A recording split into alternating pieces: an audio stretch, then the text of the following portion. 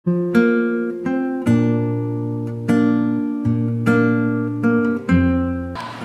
pagi saudaraku, jumpa lagi dengan saya Pendeta Deborah Dumasi Sianipar Tambunan dari CBM 7 TV dalam acara Wisdom in the Morning.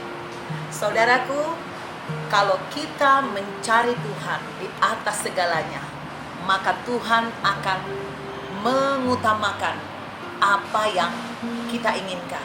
Saudaraku, hari ini dikatakan oleh Amsal 28 ayat 7, orang yang memelihara hukum adalah anak yang berpengertian, tetapi orang yang bergaul dengan pelahap mempermalukan ayahnya.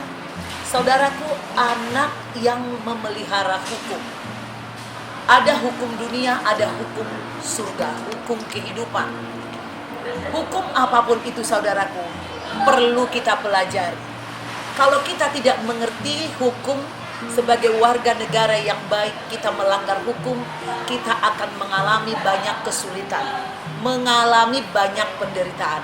Dengan mengerti hukum berarti ada aturan-aturan, ada petunjuk-petunjuk kehidupan yang harus dijalankan, sehingga kita terhindar dari masalah, dari kerugian, dari kesengsaraan. Jadi dikatakan di sini, anak yang berpengertian berarti dia tidak mengesampingkan hukum. Dia mempelajari hukum, dia memperhatikan hukum-hukum yang ada di tengah-tengah masyarakat, di tengah-tengah keluarga, di tengah-tengah organisasi. Bagaimana jadinya kalau satu negara atau satu keluarga tanpa hukum? Liar, setiap orang ingin melakukan apa yang dia mau, maka akan berlaku hukum rimba. Yang lemah bisa mengalami penderitaan dan bahkan kematian. Oleh karena itu, hukum harus memiliki nilai yang benar, nilai yang adil saudaraku. Adil kepada yang lemah, kepada yang kuat. Adil kepada yang kaya maupun yang miskin. Adil kepada semua orang. Maka orang berpengertian mesti didasari oleh kasih. Karena hanya kasihlah yang bisa menilai hukum yang adil buat kita saudaraku. Dikatakan tetapi orang yang bergaul dengan pelahap mempermalukan ayahnya. Biasanya pelahap itu saudaraku bukan hanya soal rakus makan. Dia menghabiskan uang bersenang-senang, berpoya-poya dengan perempuan, dengan pelacur. Ini juga disebut pelahap.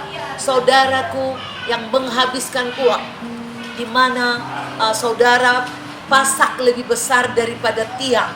Banyak ibu-ibu juga saudaraku, setiap kali dia kepengen jalan-jalan di mall, tadinya cuma mau beli apa, tapi kemudian dia menghabiskan gaji suaminya. Ini juga pelahap saudaraku. Oleh karena itu, dengan kita mengerti hukum, ada hubungannya, maka kita juga akan membatasi diri. Mana yang pantas kita lakukan, mana yang tidak. Mana yang pantas kita beli, mana yang tidak. Mana yang pantas kita nikmati saat ini, atau harus menunda, atau tunggu waktu nanti, untuk mencegah kita dari kebinasaan.